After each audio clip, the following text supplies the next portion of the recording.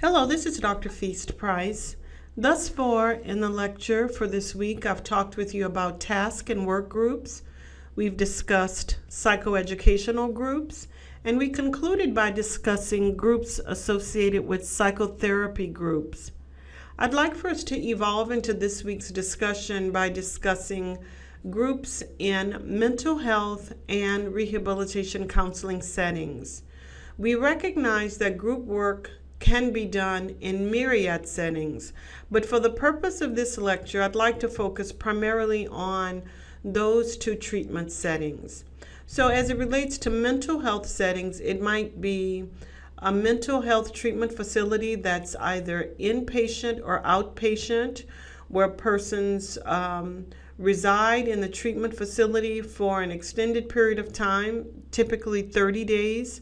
There are some treatment facilities where it's 60 days or 90 days, but there are also outpatient treatment facilities where persons might go only for treatment for designated appointments. Also, for mental health treatment settings, the primary focus is on the mental health. However, they might provide additional kinds of services, but the core treatment area is mental health, with the recognition that services in other areas are to supplement or complement one's mental health abilities. As it relates to rehabilitation counseling settings, I'm thinking specifically of vocational rehabilitation treatment facilities. It might be long-term residential rehabilitation treatment settings, or it might be similar to the Office of Vocational Rehabilitation. So in what follows, I'd like to take some time to further discuss group therapy in both mental health and rehabilitation treatment settings. So as it relates to mental health treatment settings, particularly with group work, there are different kinds of groups that exist. There might be homogeneous groups that are specific to individuals of only one gender. So it might be all female groups with similar life experiences, similar treatment experiences. It might be male-only groups that are similar, where all the males in the group are only of one gender with similar life experience as well as treatment issues. There are also times when groups are heterogeneous, where you have both males and females. It might be individuals from various age ranges and life experiences, but all focused on a particular treatment area. There are also instances in mental health treatment settings where groups may focus on issues associated with anxiety, depression, eating disorders, healthy relationships. Sometimes they might include groups with persons with various types of personality disorders, as well as psychological disorders, for example, schizophrenia. There's the focus on management as well as prevention of symptoms. So in mental health treatment facilities, the management of symptoms, prevention of symptoms are all the focus of the treatment that exists within that particular facility. So the format in mental health settings include the purpose of the group, which has to do with the clearly stated goals and objectives. The outcomes are measurable, and there is a charted pathway to the success of individuals that are within the group. So there are, again, for the purpose of the group, they have clearly stated goals, objectives, as well as measurable outcomes that are expected within the group framework.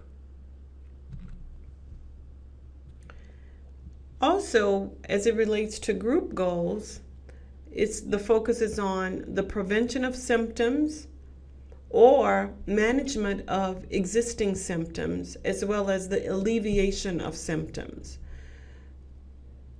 The potential goals might be self-monitoring, paying particular attention to negative thinking or negative self-thoughts, self-care, support, emotional catharsis, normalization, as well as communication. All of these factors are extremely important in the group context in mental health treatment facilities. So self-monitoring, avoiding negative thinking or minimizing negative thinking, ensuring self-care. Oftentimes that has to do with removing oneself from negative situations or maintaining medication for their medication regimen, participating actively in group therapy, obtaining the necessary support, emotional catharsis, which is the realization or bringing into a realm of understanding those issues that are impacting one's ability to function, helping to bring about normalization, and communication, impacting communication skills and abilities. The stages of treatment within a mental health facility typically involves the definitive stage, and some of these stages are consistent with the very stages that we talked about earlier in the lecture.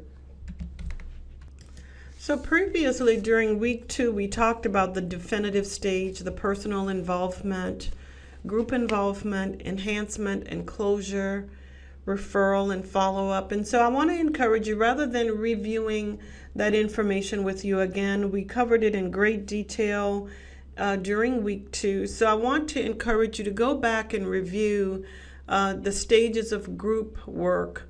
And as it relates to the information, you can unpack it in further detail.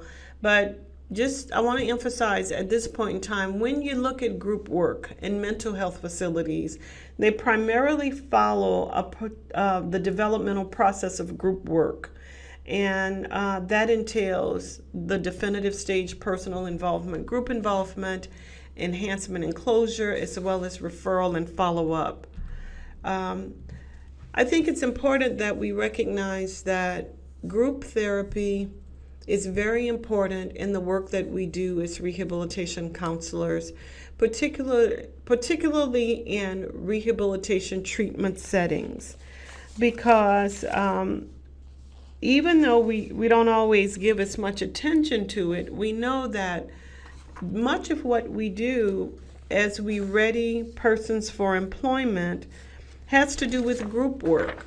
And so I'd like for us just to take a little bit of time and recognize how group therapy or group work is most effective in rehabilitation settings. So first and foremost, we want to recognize that there are types of groups that are used most often in rehabilitation treatment settings. And those groups are psychoeducational or educational groups. So we're wanting to expand the knowledge base, and through an expansion of knowledge, we know that knowledge is power, and so it impacts how people think and feel and cope and adjust. And so in rehabilitation treatment settings, we know that psychoeducational or educational groups are very important. Psychotherapeutic groups are also important, and as you can see here, I have it listed twice. So psychotherapeutic treatment groups helping individuals to move forward through talk therapy. It might be anger management groups, it might be substance abuse groups, but it's more therapeutic in nature, impacting the psyche, but it also moves individuals through various stages of the group process. There are also social support groups, and in support groups, it's not necessary that there is a licensed clinician in the group process. It might be someone who might have had a traumatic brain injury or a spinal cord injury, who might be paralyzed, might have quadriplegia, paraplegia, and there's a group context whereby individuals with similar experiences come, share, and process experiences and gain strength and support from each other. So oftentimes with support groups, it involves members of the group who take a leadership role. Alcoholics Anonymous, AA groups have the support group framework where there's no, it's not an expert, it's not a professional that is over the group, but it's someone from the community that serves as the group leader that helps to move persons through the group process. There are also coping and skill training groups.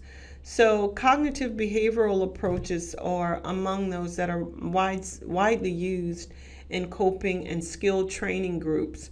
So if it's a work hardening group or a job placement group, that's one of the times when you use coping and skill training to help individuals with whom we serve in rehabilitation settings. And so if we're trying to ready an individual for employment, we might have the job club group where persons develop their resume, where they do mock interviews, where they hold each other accountable for relevant things that they must do in order to be successfully employed and maintain their employment as well. And so some of the advantages of using groups in rehabilitation settings is that they save time as well as money. So that's one of the advantages. You are able to work with many people at one time. We know that the ideal size of a group is 8 to 10 members. And so if you imagine the cost savings associated with working with 8 to 10 individuals at a time, rather than working with one person at a time, there's a lot of advantages associated with saving time and money. There's also the shared experience of knowing that what an individual is going through is not unique to them. So there's a normalizing aspect associated with group work. They can obtain vocational and disability related information, so they could learn information about not only what their physical limitations are, but they learn what their strengths are and how to use their existing strengths in the vocational setting so that they can maximize their functional potential. And so it's important to know that group work is really important in rehab settings. And not only will people learn from the counselor or the group leader or facilitator, but they also learn a lot from each other. I know in my own work with using groups in rehab settings is that members of the group can challenge each other in ways that may be more difficult for the group leader. Because if you challenge some of the members of the group in direct ways, that it could be more off-putting, whereas they can hear things from each other and they can hold each other accountable in ways that really support and enhance the extent to which they are able to get the most out of the therapeutic process. Social support, insight, and self-confidence are all derivatives of group therapy. So individuals in the group process gain support from each other. They gain insight by learning how to do things, by holding each other accountable. And through these processes of support and insight, persons have a greater sense of self-confidence and self-efficacy and are able to maximize their potential to a far greater extent. I mentioned to you a little bit ago Job Club.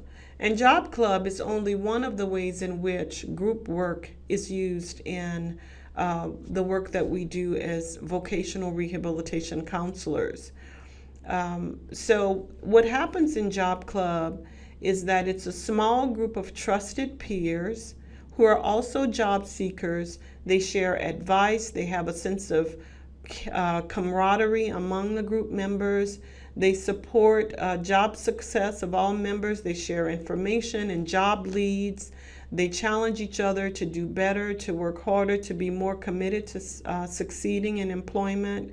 Members have valuable contributions because, as I mentioned, sometimes they can hold each other accountable in ways that they might hear each other in ways that they may not hear the counselor, or the group leader. So each member has a valuable contribution to each other. There's mutual benefit from advice and encouragement, and so they motivate and support each other through the job seeking process. So Job Club is just one of the many ways that persons are able to support each other in obtaining employment from a rehabilitation context. And mock interviews, resume writing, and just giving feedback to each other is just invaluable in the job club format. Along the same lines, in terms of Job Club, it offers members an opportunity to swap leads. They might know of employment options that exist, because as counselors, we don't know everything. And so because you have this cadre of 8 to 10 people, sometimes 12 people, they're able to share information that you may not have readily available at your fingertips, or it might take you a little bit longer to obtain. And so I love how members in groups, particularly Job Club groups, are able to share information, and exchange leads that might be most beneficial. They also offer feedback. They help each other to recognize some of the self-defeating kinds of behaviors and the ways in which they might sabotage their success. They also encourage and motivate and challenge and confront maladaptive or counterproductive kinds of behavior. There are mock interviews that are conducted. There are role plays where individuals can role play difficult situations that might be challenging to them. They encourage one another's weekly success. They celebrate each other's strength. They serve as a support when things aren't going well. They give each other the pats on the back that they need to keep on pressing forward and accomplishing their goals. They provide accountability, and we know from Weight Watchers that accountability is very important. Persons are more likely to stay focused and to continue to be take forward strides when there's a certain level of accountability that's included. And collectively, they develop smart and savvy solutions to succeeding on the job. And so, we recognize that when everybody put their heads together in a group process, they learn a whole lot more. And so they're able to succeed for much further. Additionally, as it relates to what's offered in Job Club, it provides support for family members. So there might be other family members that might be adjusting to various issues. So Job Club also provides support for family members, not only from the standpoint of what people in the members of the group learn and bring back to the families, but sometimes people within the group, their families connect with other families, and it helps them to support each other through the job finding and job maintenance phase of the employment process. They recognize that job success is a process, it's not constant. And so through Job Club, it's constantly reaffirming and empowering and supporting individuals to do well. It helps them to identify daily tasks as well as some weekly goals that are really important to the individual. And it helps individuals to be better able to help others, as well as helping themselves. So not just helping oneself, but also empowering others, giving back to others. Individuals are able to assist in that way as well. So there's certain information that's provided in Job Club meetings, and I alluded to this in the previous slide, but just to take it a step further, in addition to job clubs where job leads are provided, it also helps individuals to find out ways of getting calls returned when they put in their applications or when they seek out information. So this helps individuals to get calls returned. It's assisting individuals with working with placement agencies and also finding those placement agencies that are most efficacious in helping individuals find employment. It's preparing individuals for interviews and ways of answering some of those challenging questions and role-playing difficult situations. It helps them to figure out their passion. What are you most interested in? Anybody can find a job, which it's more difficult in today's employment economy, but not just finding a job, but finding their passion, because research shows that individuals are more likely to stay on jobs that they feel passionate about and they find enjoyment in. Also, job clubs provide information regarding effectively applying for the right opportunities. So it's a lot of information sharing, connecting individuals with support services that exist outside of the present agency that could help them to maximize their interest areas as well as their skill set. Job club meetings also help individuals to overcome issues related to rejection or being turned away and turning no's into yes. And so rather than seeing the downside of not getting the job, helping them to refocus the no and using the information that they received to continue to seek employment. It also helps them to battle any issues of perceived age discrimination or even disability discrimination. So rather than focusing on limitations, focusing on their benefits and their strengths and abilities, helping them to understand some of the generational differences that while they might be older in age, they might bring other attributes to the employment setting that employers enjoy having, like lots of experience, commitment to the job, quick studies, quicker to learn different kinds of employment skills, and also more reliable and dependable. So we recognize that job club meetings or job club groups are really advantageous for older adults that might run into barriers related to finding employment. In like manner, it helps them to give progress updates and challenges. It's something special about being able to give updates, talk about challenges, overcome obstacles or hurdles, and continue to move forward in their quest for employment. And they also, in each meeting, with a commitment from each member to address specific tasks during the week ahead. So they might have to update their resume.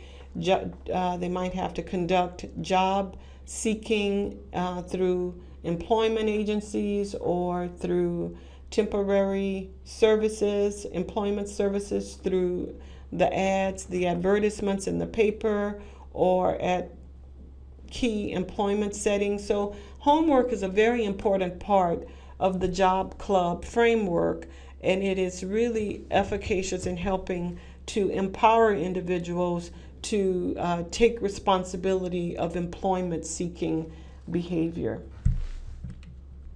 So I've talked with you in great detail about how groups are advantageous in both mental health treatment facilities as well as rehabilitation settings. I really wanted to help you to understand that there is a place for group work in rehabilitation treatment facilities, and we get a lot of bang for our buck. It's very advantageous, and so I encourage those of you that might become employed in traditional rehabilitation settings to use group work as a means of reaching a larger number of persons at one time to help them maximize their skills and abilities and learn and grow from working with each other. So I appreciate the opportunity to share this information with you. I hope you found it beneficial, and I look forward to sharing additional information as it relates to our class on group and family therapy. Thank you for your attention.